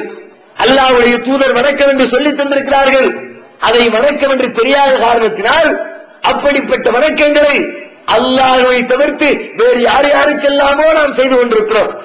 அதிலே மிக முக்கியமான ஒரு வணக்கம் தொழுகையில் 4 நிலைகள். தொழுகையில் அல்லாஹ்வை வணங்குவதற்காக இருக்கக்கூடிய தொழுகையில் 4 நிலைகளை ஒரு முஸ்லிம் செய்து முடிக்கிறார். ஒன்று நிலையிலே நிற்கிறார், தக்பீர் கட்டி நிற்கிறார். அடுத்து குனிந்து ருக்கு செய்கிறார். அடுத்து சஜ்தா செய்கிறார். அடுத்து அத்தஹியாத்தில் அமர்ந்து சலாம் கொடுக்கிறார். நிலையில் நிற்பது, ருக்கு செய்வது, சஜ்தா செய்வது, அத்தஹியாத் திருப்பி அமர்வது, இவை அனைத்தும் அல்லாஹ்விற்கு உரியது. ஒட்டுமொத்தமாக செய்தாலும் அல்லாஹ்விற்கு தான் செய்ய வேண்டும், தனித்தனியாக செய்தாலும் அல்லாஹ்விற்கு தான் செய்ய வேண்டும். மரியாதைக்காக நான் குனிவதாக இருந்தால் அல்லாஹ்வை தவிர வேறு யாருக்கு முன்னிலையிலும் குனியக்கூடாது, வேறு யாருக்கும் என் தலை சாயக்கூடாது, என் யார் முன்னிலையிலும் மண்டியிடக்கூடாது, யாருக்காகவும் நான் எழுந்து நிற்கக்கூடாது. இது இஸ்லாத்தினுடைய அடிப்படை போதனை. இன்றைக்கு அரசியல் தளத்தில் நுழைந்துவிட்ட இந்த சமுதாய இயக்கம் என்று தம்மை பறைசாற்றிக் கொண்டிருக்கிற அந்த இயக்கத்தினுடைய தலைவர்கள் இந்த மிகச்சிறந்த வணக்கத்தை, இதை வணக்கம் என்று தெரிந்து கொண்டிருக்கிற அந்த தலைவர்கள் அரசியல் லாபங்களுக்காக, அரசியல் தலைவர்கள் தம் மீது முகம் சுழித்துவிடக் கூடாது என்பதற்காக எழுந்து மரியாதைக்காக எழுந்து நிற்பது என்ற இந்த இபாதத்தை, இந்த வழிபாட்டை தேவைக்காக எழுந்து நிற்காம பிரச்சனை இல்லை. ஒரு பெரியவர் வர்றாரு, உட்கார்றதுக்கு இடம் கொடுக்கணும், முடியாது, அதுக்காக எந்திரிச்சு நில்லுங்க. பஸ் ஸ்டாண்ட்ல பஸ்ஸுக்காக நின்று இருக்கிறோம், அது தேவைக்காக நிற்கிறோம். ஒரு நோயாளி வருகிறார், அவரை வரவேற்பதற்காக எழுதுகிறோம். விருந்தினர் வருகிறார், வரவேற்பதற்காக எழுதுகிறோம். இந்த எழுந்து நிற்பது பிரச்சனை இல்லை. மரியாதையின் நிமித்தம் எழுந்து நின்றால் அல்லாஹ்வின் முன்னிலையில் மாத்திரம்தான் ஒரு ஏகத்துவவாதி, ஒரு முஸ்லிம் என்று தன்னை பிரகடனப்படுத்திக் கொள்கிறவர் எழுந்து நிற்க வேண்டும். ஆனால் இவர்கள் யாருக்கு எழுந்து நிற்கிறார்கள்? தாங்கள் யாரையெல்லாம் அரசியல் குருவாக, அரசியலை ஆதாயம் பெறுவதற்கு தலைவர்களை ஆக்கிக் கொண்டார்களோ அந்த தலைவர்கள் வந்தால், அந்த தலைவர்கள் சிறுநீர் கழிப்பதற்காக இருந்தால் அந்த தலைவர்கள் நின்றால் நாமும் நிற்க வேண்டும் என்று சொல்லி உட்கார்ந்து மேடையில் எழுந்து கொண்டிருப்பதை பார்க்கிறோம். ஏகத்துவத்தை, இஸ்லாத்தை, அல்லாஹ்வுடைய தூதருடைய மார்க்கத்தை அடகு வைத்துவிட்டு இன்னும் சொன்னால் அல்லாஹ்வுடைய மார்க்கத்தினுடைய ஏகத்துவ கொள்கையை தம்முடைய இயக்கம் வளர்வதற்கு சமுதாய இயக்கம் என்ற பெயரால் நாம் அறிமுகப்படுத்தி இருக்கின்ற இந்த இயக்கம் முன்னேற்றம் காண்பதற்கு இந்த ஏகத்துவத்துடைய போதனைகள் தடையாக இருக்கிறது என்று அறிவித்து செயல்படுகிறவர்களுடைய வழியிலே நீங்களும் சென்றால் அது மறுமையில் வெற்றியை தருமா? அல்லாஹ்விடத்திலே திருப்தியை தருமா? தூதர் காட்டிய அரசியல் இப்படிப்பட்ட அரசியல் தானா என்பதை அதனுடைய தோழர்களும் தொண்டர்களும் சற்று சிந்தித்து பார்க்க வேண்டும். நாங்களும் அரசியல் செய்கிறோம். தமிழ்நாடு தௌஹீத் ஜமாத்தும் அரசியல் செய்கிறது. அரசியலில் ஈடுபட மாட்டோம் என்று சொல்லிவிட்டு அரசியல் செய்கிறோம். இன்னும் முரண்பாட தெரிய வைக்கிறீர்களா? முரண்பாடு இல்லை. நாங்கள் அரசியலில் ஈடுபட மாட்டோம் என்று சொன்னது அரசியல் குறித்து கருத்து சொல்ல மாட்டோம் என்ற பொருளில் இல்லை. அரசியலில் நின்று எம்எல்ஏக்கு வேட்பாளராக நின்று, பாராளுமன்றத்திற்கு வேட்பாளராக நின்று, தேர்தல்களத்திலே போட்டியிட்டு எங்களுக்கு வாக்களியுங்கள், எங்களுக்கு சீட்டுதாருங்கள், எங்களை எம்எல்ஏக்களாக ஆக்குங்கள், எங்களை எம்பிக்களாக ஆக்குங்கள் என்று எங்களுக்காக அரசியல் செய்ய மாட்டோம். சீட்டுக்காகவும் நோட்டுக்காகவும் அரசியல் செய்ய மாட்டோம். மக்களுக்காக, சமுதாயத்திற்காக, மக்கள் நன்மைக்காக அதை முன்னிறுத்தி அரசியல்வாதிகளிடம் கோரிக்கை வைத்து சமுதாய நன்மைகளை ஒரு கோரிக்கையாக முன்வைத்து அதனை பெற்றுத்தருவதற்கு அரசியல் செய்வோம். உங்களுக்கு அரசியல் செய்வோம், எங்களுக்கு அரசியல் செய்ய மாட்டோம். இதுதான் நாங்கள் அரசியலில் ஈடுபட மாட்டோம் என்று சொன்னதற்கு பொருள். நாங்களும் அப்படிப்பட்ட அரசியலை செய்கிறோம். மக்கள் நல அரசியல். எங்கள் அரசியலில் ஏகத்துவத்திற்கு கடுகளவிற்கு இடையூறு கிடையாது. வேட்பாளர்களை அழைத்து வைத்து பிரச்சாரம் செய்கிறோம். மேடைகளில் இருந்து அமர்ந்திருக்கிறார்கள். அவர்கள் சதா சர்வகாலம் எல்லா இடங்களிலும், எல்லா ஊர்களிலும், எல்லா பிரச்சாரங்களிலும் கைதூக்கி கும்பிட்டு பழக்கப்பட்டவர்களாக இருந்தால் கூட எங்கள் மார்க்கத்தில் அதற்கு அனுமதி இல்லை. இஸ்லாத்தில் ஒரு மனிதர் இன்னொரு மனிதரை பார்த்து கும்பிடுவதோ, வணக்கம் சொல்வதோ, மரியாதை நிமித்தம் எழுந்து நிற்பதோ மார்க்கத்தில் அனுமதி இல்லை என்பதை தெளிவாக அந்த வேட்பாளர்களுக்கு சொல்லி நீங்கள் கும்பிடக்கூடாது என்று சொல்லி அவர்களை மேடையில் அமர்த்தி வைப்போம். நீங்கள் வணக்கம் சொல்லக்கூடாது என்று சொல்லி மேடையில் அமர்த்தி வைப்போம். நாங்கள் பேசி முடிக்கிறவரை நின்று கொண்டிருக்க கூடாது என்று சொல்லி ஒவ்வொரு மனிதனுக்கும் சுயமரியாதை உண்டு. நீ வேட்பாளராக இருக்கிற காரணத்தினால் சுயமரியாதை இழக்க தேவையில்லை. இன்றைக்கு அரசியல் தலைவர்கள் எல்லாம் தங்களுடைய வேட்பாளரை அறிமுகப்படுத்துகிறோம் என்ற பெயரில் 1 மணி நேரம் பேசுகிறார், 2 மணி நேரம் பேசுகிறார். 2 மணி நேரம் பேச்சாளருக்கு அருகிலே வேட்பாளர்களே கையை தூக்கி நின்றுகிட்டே நிற்கிறார். ஏன் இப்படி? என்ன பிரயோஜனம்? வாய் திறந்து கேளு, ஓட்டு போடுங்கன்னு சொல்லி 1 மணி நேரம் ஒரு மனுஷன் கை தூக்கி ஓரத்தில் நிக்க வச்சதுனால என்ன புண்ணியம்? அவருடைய மரியாதைக்கு குறைவு. அதை செய்யக்கூடாது என்று மார்க்கம் சொல்லி இருக்கிறது. அதை சொல்லி அவர்களை அமர வைத்து அவர்கள் செய்யக்கூடிய குற்றங்களை, குறைகளை அவர்களுடைய முகத்துக்கு நேராக சொல்லி காட்டி ஒருத்தரை வேட்பாளரை நிப்பாட்டி அவருக்கு ஆதரவு இருக்கிறதுனால, ஒரு கட்சியை ஆதரிக்கிறதுனால அவருக்கு முழுக்க ஜாலரா போடாமல் இப்போது விற்பனையில் இஸ்லாம் கூறும் பொருளியல் சகோதரர் பிஜே அவர்கள் உரையாற்றிய பொருளாதாரம் சம்பந்தமான 27 மணி நேர தொடர் சொற்பொழிவு. என்ன வியாபாரம் செய்யலாம், பங்குச் சந்தையில் ஈடுபடலாமா, இன்சூரன்ஸ் செய்யலாமா, எம்எல்எம் வியாபாரத்தில் ஈடுபடலாமா, குத்தகை, பங்கு வணிகம் மற்றும் வியாபாரம் தொடர்பான அனைத்து சந்தேகங்களுக்கும் குர்ஆன் ஹதீஸ் அடிப்படையில் தெளிவான விளக்கங்கள் 3 டிவிடிகளாக விலை ரூபாய் 75 மட்டுமே. கிடைக்கும் இடம் டிஎன்டிஜே வீடியோ விஷன், நம்பர் 30, அரண்மனைக்காரன் தெரு, மண்ணடி, சென்னை 1. வெளிவந்துவிட்டது இஸ்லாம் கூறும் குடும்பவியல் ரமலான் மாதம் தொடர் சொற்பொழிவு 5 டிவிடிகளாக விலை ரூபாய் 150 மட்டுமே. கூரியர் செலவு தனி. கிடைக்கும் இடம் டிஎன்டிஜே வீடியோ விஷன், நம்பர் 30, அரண்மனைக்காரன் தெரு, மண்ணடி, சென்னை 1. இன்றைக்கு சமுதாய கட்சி என்ற பேர் அறிமுகமாகி இருக்கிறவர்கள் ஒட்டுமொத்த ஜாலரா. எந்த அளவிற்கு ஜாலரா? தாம் ஒரு கட்சியை சார்ந்திருக்கிறோம் என்பதற்காக அவர்கள் செய்யக்கூடிய குறைகளை எல்லாம் வெளியே சொல்லாமல் மறைத்து அவங்க தப்பு செய்யறாங்க நல்லா தெரிஞ்சாலும் சரி, அதை சரி என்று நியாயப்படுத்துகிறவர்கள் யோக்கியர்களாக இருக்க முடியுமா? சமுதாயத்தின் நன்மையை அடகு வைக்கிற விதமாக ஒரு காரியத்தை அவர்கள் ஆதரிக்கிற கட்சி செய்கிறது. தாம் இந்த கட்சியை ஆதரிக்கிறோம் என்பதற்காக வேண்டி அவர்களுடைய குறைகளை தங்களின் தலைகளுக்கு மேலே தூக்கி சுமந்தவர்கள் இந்த இயக்கத்தை சார்ந்தவர்கள். இன்றைக்கு சமுதாய கட்சி என்ற பெயரால் உங்களிடத்திலே ஓட்டு கேட்டு வருகிறவர்கள் எப்படிப்பட்டவர்கள்? கடந்த காலத்திலே கருணாநிதியுடைய ஆட்சியில் 2 வருடத்திற்கு முன்பு முஸ்லிம்களுக்கு இடஒதுக்கீடு சட்டம் போடப்படுகிறது. போட்ட சட்டம் எதிர்க்கிறதுக்கு நடப்பதே இல்லை. தௌஹீத் ஜமாத் கோரிக்கை வைக்குது. நாங்க பேப்பர்ல கேட்கலீங்க, நடைமுறையில கேட்டோம். நடைமுறையில் கோளாறு இருக்கிறது என்று சொன்னோம். அதிகாரிகள் வழியாக தகவல் தெரிவித்தோம். முதலமைச்சருக்கு தபால் போட்டோம். பதில் இல்லை. போராட்ட களத்திலே குதித்தோம். கோளாறுகள் சரி செய்யப்பட வேண்டும் என்று கோரிக்கை வைத்தோம். ஆட்சியாளர்களுடைய தவறுகளை அவர்களுக்கு முகத்துக்கிடையாக சுட்டிக்காட்டினோம். ஆனால் இன்றைக்கு இந்த சமுதாய இயக்கம் என்று தம்மை அறிமுகப்படுத்தக்கூடிய இந்த தோழர்கள், இந்த கட்சியினர் என்ன செய்தார்கள்? உண்மையை உணர்ந்திருந்தாலும் தம்முடைய அரசியல் தலைவரை தூக்கி பிடிக்கணுங்கிறதுக்காக வேண்டி ரோஸ்டர் பூஸ்டர் என்று சொல்லிக்கொண்டு அதெல்லாம் அப்படித்தான் சரியா போயிடும் என்று அதற்கு முட்டு கொடுத்தார்கள்.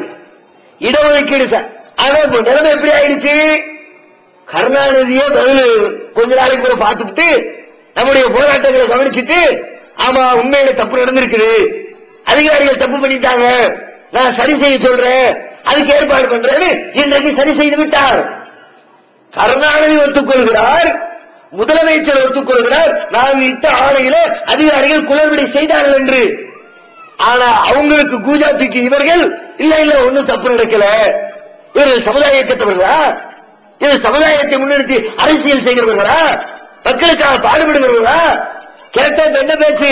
நாங்க முஸ்லீம் சமுதாயத்தை தமிழ்நாடு தௌஹீத் ஜமாத் முஸ்லிம் சமுதாயத்தை புறக்கணிக்கிறது, சமுதாய கட்சியை வேறெடுக்க பாடுபடுகிறது, நாங்க முஸ்லிம்கள் இல்லையா, எங்களுக்கு ஓட்டு போடுங்க என்று வந்திருக்கிறார்கள். சரி, உங்களுடைய வாதத்தின்படி ஒத்துக்கொள்வோம், முஸ்லிம் என்ற அடிப்படையில் முன்னுரிமை கொடுப்போம், முஸ்லிமுக்கு வாக்களிப்பதற்கு முடிவெடுப்போம். ஆனா அதற்கு முன்னாடி சில விஷயத்தை யோசிக்கணும். என்ன விஷயம்? ஓட்டு போடுறோம், நாம் போடக்கூடிய ஓட்டுக்கள் நம்மையே தாக்குகிற ஆயுதங்களாக மாறிவிடக் கூடாது என்பதிலே கவனமாக இருக்க வேண்டும்.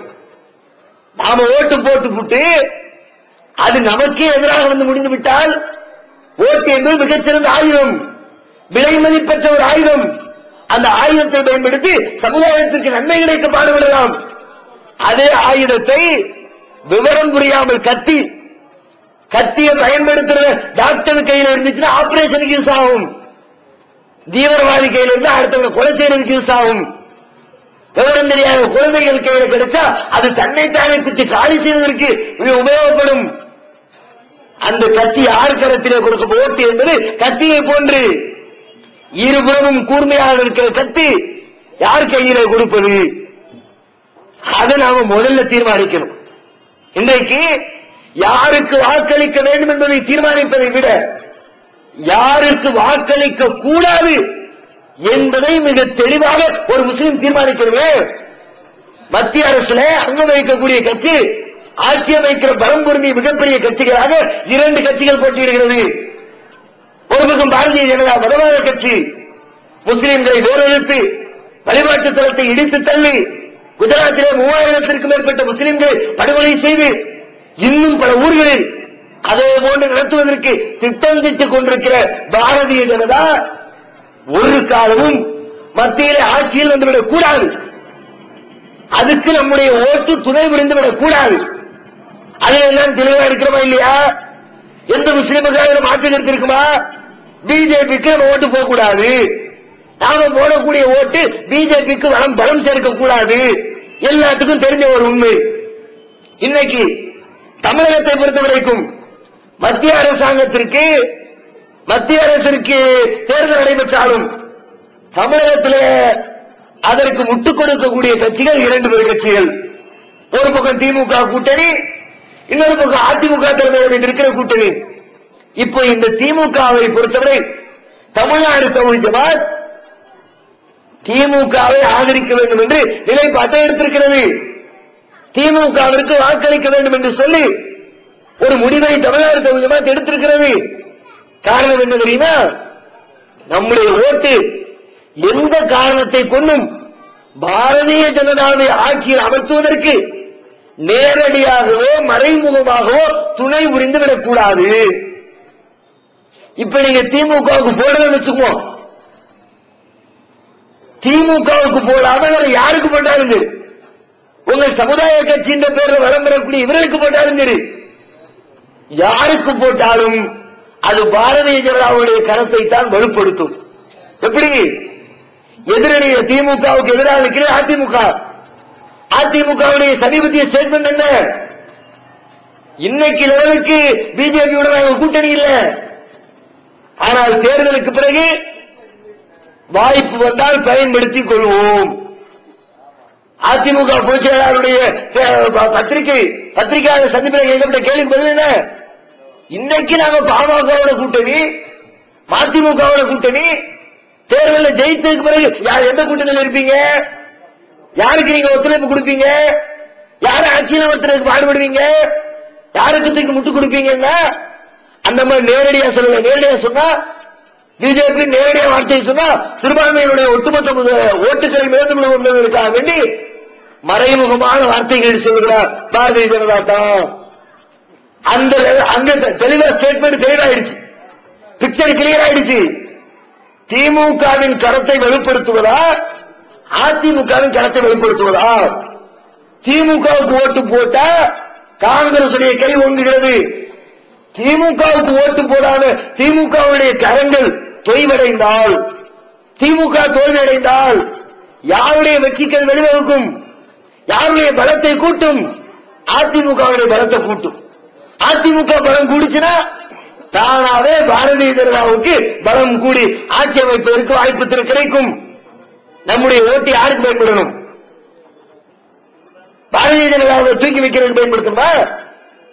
நீங்க முஸ்லீம் கட்சி இவருக்கு போடுவீங்க, திமுகவுக்கு போக வேண்டியது இவருக்கு போச்சுன்னா திமுக டவுன் ஆகி அதிமுக வெற்றி பெற்று பாரதிய ஜனதா ஆட்சியில் வந்து உட்காரும். அதுல ஒரு முஸ்லீம் தெளிவா இருக்கணும்ல. அப்ப நீங்க சமுதாய கட்சின்றதுக்காண்டி ஓட்ட போட்டு பிஜேபி ஆட்சியில் உட்கார்ந்து 3000 பள்ளிவாசல் லிஸ்ட கையை வச்சு உட்கார்ந்து இருக்கலாம். பாபர் மசூதி மாதிரி 3000 பள்ளிவாசல் இடிக்க வேண்டியது இருக்கு, இடிக்கிறதுக்கு விடுவீங்களா? குஜராத் ஒரு தேர்தல், குஜராத்திலே ஒரு நடைமுறைப்படுத்தியதை, முஸ்லீம்களை கருவறுத்ததை, முஸ்லீம் பெண்களை கற்பழித்ததை, முஸ்லீம் குழந்தைகளை கருவில் இருக்கிற குழந்தைகளை எல்லாம் கீறி கிழித்து நெருப்பிலே போட்டு பொசிக்கிறார்களே, அதை நாங்கள் இந்தியாவெங்கும் நடைமுறைப்படுத்த போகிறோம் என்று கொக்கரித்துக் கொண்டிருக்கிறார்கள். அந்த ஆட்சி அமைவதற்கு நீங்கள் மறைமுகமாக உறுதி செய்தீர்கள் சமுதாயத்தின் மேலால். சமுதாயத்து கட்சி என்று சொல்லி நீங்கள் அவர்களுக்கு வாக்களித்தால் கவனிக்க வேண்டிய முக்கியமான பாயிண்ட். இரண்டாவது பாயிண்ட் என்ன? சரி, ஓட்டு போடும். எதுக்கு ஓட்டு போடணும்? நம்முடைய ஓட்டு வீணா போயிடக்கூடாது, பயனுள்ளதா இருக்கும். ஓட்டு போட்டா அந்த ஓட்டுனால பிரயோஜனம் இருக்கும். நிழலுக்கு இறைத்த நீரை போல ஆகிவிடக்கூடாது. இந்த சமுதாய கட்சியின் பேர் வந்து நிற்கிறாங்களே, இவங்களுக்கு நீங்க ஓட்டு போட்டால் விளைவு என்ன ஆகும் தெரியுமில? அதனுடைய ரிசல்ட் நிழலுக்கு இறைத்த நீர் தான். இவர்கள் சமுதாயம் என்ற பெயரால் நம்மை எதிர்த்து பிரச்சாரம் பண்ணிட்டு இருக்கிறாங்க. சமுதாயத்துக்கு துரோகம் பண்றாங்க. தமிழ்நாடு தௌஹீத் ஜமாத் துரோகம் செய்யவில்லை, நன்மை செய்கிறது. சமுதாயத்தினுடைய நன்மைக்காகத்தான் இந்த முடிவெடுத்தோம். இந்த அமைப்பை, இந்த சமுதாய கட்சியின் பெயரால் இவர்கள் வலம் வரக்கூடிய இந்த காட்சிகளை நாம் ஒரு காலம் அங்கீகரிக்க முடியாது. இவங்களுக்கு போடுறதுனால ஒரு பிரயோஜனம் கிடையாது. இவங்க மொத்தம் 4 தொகுதியில போட்டியிடுறாங்க. மத்திய சென்னையில போட்டியிடுறாங்க, பொள்ளாச்சியில போட்டியிடுறாங்க, மயிலாடுதுறையில போட்டியிடுறாங்க, ராமநாதபுரத்தில் போட்டியிடுறாங்க. எல்லா பகுதியிலையும் சேர்த்து மொத்தமா பார்த்தாலும் அதிகபட்சமாக அங்கிருக்கிற முஸ்லிம் சமுதாய வாக்குகள், முஸ்லிம் என்ற அடிப்படையில் பார்த்தா 20% வாக்குகள் இருக்கிறது. மொத்தம் 20% இருக்குல்ல, அதுல ஒரு 4% வாக்கு ஓட்டுகள் வெளிநாட்டில் உட்கார்ந்து இருக்காங்க. இன்னும் கொஞ்சம் திமுக கட்சி ஆதரவாளர்களா இருக்கிறாங்க, இன்னும் சில பேர் அதிமுக கட்சியினரா இருக்கிறாங்க. சரி, எல்லாரும் சேர்ந்து போட்டாலும் அதிகபட்சமா 20% வாக்கு தான் அவர்களுக்கு கிடைக்க போகிறது. இப்ப லெவல் என்ன? 20% வச்சு ஜெயிக்க முடியுமா? ஜெயிச்சிருவாங்க, எம்பியா போய் உட்கார்ந்துருவாங்கன்னா போட்டு போடுங்க. ஜெயிப்பதற்கு 1% வாய்ப்பு இருக்கா? 1% வாய்ப்பு இல்ல. நல்ல கண்ணுக்கு முன்னாடி தெளிவா தெரியுது. 20% வச்சு ஒண்ணும் பண்ண முடியாது. கண்டிப்பா தோத்துதான் போவாங்க. தோத்து போற ஆளுக்கு ஓட்ட போட்டு என்ன பிரயோஜனம்? அது மட்டும் இல்ல, சமுதாயம்னா சமுதாயத்தை ஆதரவு திரட்டிக்கிட்டு களத்தில் நிற்கணும். சமுதாய கட்சிகள் அத்தனை, சமுதாய அமைப்புகள் அத்தனையுடைய எதிர்ப்பை சம்பாதித்துக் கொண்டு களத்தில் இருக்கிறார்கள். இவருக்கு எதிரணியில முஸ்லீம் லீக் இருக்கிறது. இந்திய யூனியன் முஸ்லீம் லீக் அதை எதிர்த்துக் கொண்டிருக்கிறார்கள். இந்திய தேசிய லீக் அதை எதிர்த்துக் கொண்டிருக்கிறார்கள். தமிழ் மாநில தேசிய லீக் அதை எதிர்த்துக் கொண்டிருக்கிறார்கள். தமிழ்நாடு தௌஹீத் ஜமாத் அதை எதிர்த்துக் கொண்டிருக்கிறார்கள். செங்கம் ஜாபர்தியுடைய முஸ்லீம் முன்னேற்ற கழகம் அதை எதிர்த்துக் கொண்டிருக்கிறார்கள். முஸ்லீம்களிடத்தில் இருக்கிற அத்தனை அமைப்புகளின் எதிர்ப்புகளையும் சம்பாதித்துக் கொண்டு நிற்கிறார்கள். இவங்க வெற்றி பெறுவதற்கு வாய்ப்புங்க. இவங்களுக்கு போடுற ஓட்டு யாருடைய கருத்தை பலப்படுத்தும்?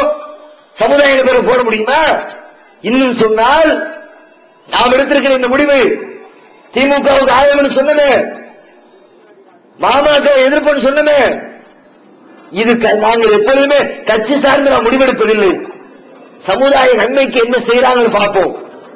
இவர்கள் திராவிட முன்னேற்ற கழகத்தினுடைய சிறுபான்மை பிரிவாக மாறி போயிருந்த காலகட்டத்தில் 2007ஆம் வருடமே இடஒதுக்கீடு ஆணை பிறப்பித்த உடனே நேரா போய் கலைஞரை பார்த்து, நீங்க இடஒதுக்கீடு கொடுத்திருக்கிறீங்க, நன்றி கடிதம் கொடுத்திருந்தோம், வரக்கூடிய தேர்தலில் உங்களை ஆதரிப்போம் என்று சொன்னோம்.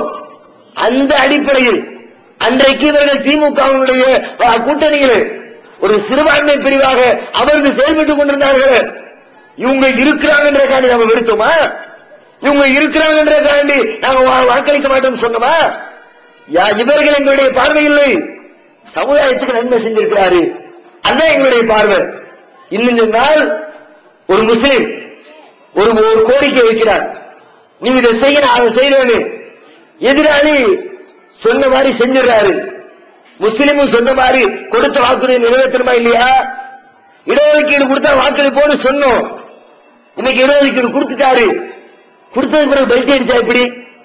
அந்த கட்சி யாரு நமக்கு இடஒதுக்கீடு தந்தார்களோ அவர்களுக்கு வாக்களிக்காமல் வேறொரு கட்சியை வேறு நோக்கத்திற்காக வாக்களித்தால் அடுத்து வரக்கூடிய காலகட்டங்களில் நம்முடைய சமுதாயத்திற்கு நன்மை செய்ய வேண்டும் என்ற உணர்வு அந்த ஆட்சியாளர்களுக்கு வருமா? வேணாண்டா, இவங்க நம்மகிட்ட கேட்பானுவ, போராடுவாங்க, இவங்களுக்கு நல்லது செய்வோம், சட்டம் போடுவோம், கடைசியில் ஓட்டு வரும்போது வேற ஏதாவது போட்டு போயிடுவாங்க, இவனுக்கு நல்லது செய்யக்கூடாது என்ற உணர்வைத்தான் இதை ஏற்படுத்தும். நாம் அதைத்தான் பார்த்தோம். இன்னும் நாம அடுத்து கோரிக்கை வச்சிருக்கிறோம். ஏற்கனவே 3 கொடுத்திருக்கிறீங்க, அது எங்களுக்கு பத்தல, இருந்தாலும் கொடுத்ததுக்கு நன்றி செலுத்தும் விதமாக ஓட்டு போடுற இந்த தேர்தலில் கிறிஸ்தவர்களுக்கு இதே போன்று 3% கொடுத்தீங்க, அவங்க தங்களுக்குரிய திரும்ப கொடுத்துட்டாங்க. நீங்க அதையும் எங்களுக்கு சேர்த்து கொடுத்தால், எங்களுடைய சதவீதத்தை விட ரொம்ப கம்மியா கொடுத்திருக்கிறீங்க, அதையும் எங்களுக்கு சேர்த்து கொடுத்தால் வரக்கூடிய தேர்தலில் மீண்டும் ஒரு தடவை உங்களை ஆதரிப்போம் என்று சொல்லிட்டு வந்திருக்கிறோமே, இப்ப வேற ஆளுக்கு மாற்றி போட்டா அந்த கோரிக்கை நிறைவேறுமா? சமுதாயத்துக்கு நன்மை கிடைக்குமா? இவர்கள் சமுதாயத்திற்கு நன்மை செய்கிறவர்கள் இல்லை. இவர்களுக்கு வாக்களித்தால் சமுதாயத்திற்கு இந்த பயன் ஏற்பட போவதில்லை.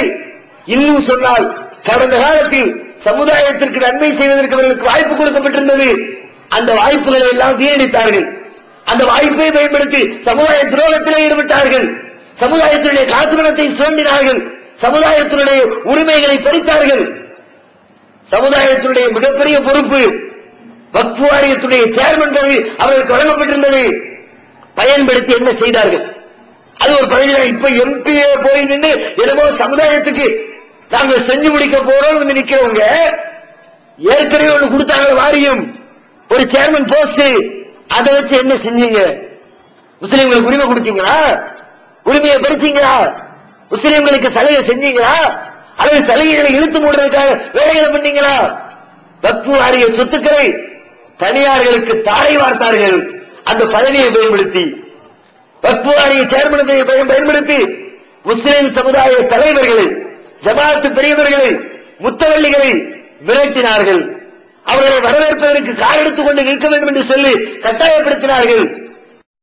திருக்குர்ஆன் தமிழாக்கம் பி ஜெய்னுலாபிதீன். அனைவருக்கும் புரியும் எளிய நடை. தேவைப்படும் வசனங்களுக்கு தெளிவான விளக்கங்கள். கலை சொற்களின் விளக்கங்கள். திருக்குர்ஆன் எவ்வாறு அருளப்பட்டது, எவ்வாறு தொகுக்கப்பட்டது என்பது குறித்து முழுமையான விளக்கம். நபிகள் நாயகம் ஸல்லல்லாஹு அலைஹி வஸல்லம் காலம் முதல் இன்று வரை குர்ஆன் பாதுகாக்கப்பட்ட வரலாறு. திருக்குர்ஆன் இறைவனின் வார்த்தைகள் என்பதற்கான அடுக்கடுக்கான ஆதாரங்கள். முந்தைய பதிப்புகளை விட மெருகூட்டப்பட்ட செய்திகள், கூடுதலான பக்கங்கள், அழகிய வடிவமைப்பு, உயர்தரமான பைண்டிங். விலை ரூபாய் 300 மட்டுமே. வெளியீடு மூன் பப்ளிகேஷன், நம்பர் 83/3, முதல் மாடி, மூர்தரு, மண்ணடி, சென்னை 1. போன் 65690810. தங்களை வரவேற்க பேனர்கள் வைக்க வேண்டும் என்று சொல்லி நிர்பந்தம் செய்தார்கள். தம்முடைய கட்சிக்காரர்களையும் இயக்கத்தவர்களையும் பள்ளிவாசல்களில் நிர்வாகிகளாக சேர்க்க வேண்டும் என்று கட்டாயப்படுத்தினார்கள். முஸ்லிம் சமுதாயத்தின் சார்பில் வக்ஃப் வாரியத்தினுடைய பணத்திலிருந்து கட்டப்பட்டிருக்கிற வக்ஃப் வாரிய கல்லூரியில நாம வேற எங்கெல்லாமோ போய் போராடிக்கிட்டு இருக்கிறோம். இடஒதுக்கீடு கொடு, வேலை கொடு, கல்வி கொடுன்னு நம் சமுதாய காசால், நம்முடைய பெரியவர்கள் எழுதி வைத்திருக்கிற சமுதாய பணத்தினால் கட்டப்பட்டிருக்கிற சமுதாய நன்மைக்காக உருவாக்கப்பட்ட வக்ஃப் வாரிய கல்லூரியில் முஸ்லிம் பேராசிரியர்களுக்கு இடமில்லை. தகுதி படைத்த பேராசிரியர்கள் இருந்தாலும் வேறு சில அரசியல் லாபங்களுக்காக வேண்டி தங்கள் முஸ்லிம் அல்லாதவர்களை கொண்டு போய் பேராசிரியர்களாக உள்ள நியமிப்பதற்கு வேலை செய்தார்கள். இவர்கள் சமுதாயத்துக்கு நன்மை செய்வார்களா? இவர்கள் சமுதாய அமைப்பா? இவர்கள் செய்வது இஸ்லாத்தின் அடிப்படையில் மறுமையில வெற்றி தரக்கூடிய அரசியல் நடைமுறையா என்பதை எல்லாம் சம்பந்தப்பட்டவர்கள் யோசித்து பார்க்க வேண்டும். எனவே இஸ்லாம் காட்டி தந்திருக்கிற அரசியல் செய்யுங்கள். இஸ்லாத்துடைய வரம்புகளை மீறாமல், எல்லைகளை மீறாமல், அரசியலுக்காக இஸ்லாத்தில் எந்த விதமான வளைந்து நலிந்து ஒடுக்காமல் எந்த அமைப்பு செயல்படுகிறதோ அந்த அமைப்பை தேர்ந்தெடுத்து அதே போன்ற அரசியல் செய்யுங்கள். அந்த அடிப்படையில் கண்ணுக்கு தெரிந்தவரை தமிழகத்திலே தமிழ் பேசக்கூடிய முஸ்லிம்கள் மத்தியிலே செயல்படக்கூடிய எந்த அமைப்பும் அப்படி நம்ம தமிழ்நாடு தௌஹீத் ஜமாத்தை தவிர்த்து பேருக்கோ பெருமைக்கோ புகழுக்கோ சொல்லல. கண்ணுக்கு தெரிஞ்ச 100% மார்க் போட்டுறாங்க வேண்டி 100% தமிழ்நாடு தௌஹீத் ஜமாத்து மாதிரி யோக்கியமான ஒரு ஜமாத்து உலகத்திலே கிடையாதுன்னு சொல்லல. இருக்கிறதுல பார்த்த வரைக்கும், நடைமுறையில் அறிந்த வரைக்கும் நல்ல அமைப்பாக, மார்க்கத்தினுடைய கொள்கை கோட்பாடுகளை எந்த விதத்திலும் விட்டுக் கொடுக்காத அமைப்பாக, யாருக்காகவும் எந்த நேரத்திலும் மார்க்கத்தின் சட்டத்திட்டங்களில் வளைந்து கொடுக்காத அமைப்பாக, தவறுகளை சுட்டிக்காட்டினால் தவறு இருக்கும். மனிதன் என்ற அடிப்படையில் தவறு செய்வோம், தவறே செய்ய மாட்டோம் சொல்ல முடியாது. எல்லாரும் மனிதர்கள். இது வழக்குகளை கொண்டிருக்கிற அமைப்பில்லை. தவறுகள் சுட்டிக்காட்டப்பட்டால் அந்த தவறை திருத்திக் கொள்ளக்கூடிய அமைப்பாக அல்லாஹ்வுடைய அருளால் இன்றைய தினம் இந்த அமைப்பு நடைபோட்டுக் கொண்டிருக்கிறது. அந்த அடிப்படையில் சமுதாய நன்மைகளை முன்னிறுத்தி நாம் எடுத்த முடிவுதான் வரக்கூடிய 13ஆம் தேதி நடைபெறக்கூடிய மக்களவை தேர்தலில் திராவிட முன்னேற்ற கழகத்தை ஆதரித்து வாக்களிக்க வேண்டும், அவர்களை வெற்றி பெற செய்ய வேண்டும். அதன் மூலமாக நாம் வருங்காலத்தில் நம் சமுதாயத்திற்கான நன்மைகளை இன்னும் இன்னும் அதிகமாக பெற்றுக் கொள்வதற்கு முயற்சிகளை மேற்கொள்ள வேண்டும். அல்லாஹ் ரப்பல் ஆலமீன் அப்படி இஸ்லாத்துடைய வரம்புகளை பேணி காத்து அரசியல் செய்யக்கூடிய மக்களாக, சமுதாய நன்மைகளுக்கு பாடுபடக்கூடிய மக்களாக நம் அனைவரையும் ஆக்கி அருள் புரிவானாக. வாஹிரு தஅவானா அல்ஹம்துலில்லாஹி ரப்பில் ஆலமீன். அஸ்ஸலாமு அலைக்கும். அல்லாஹ்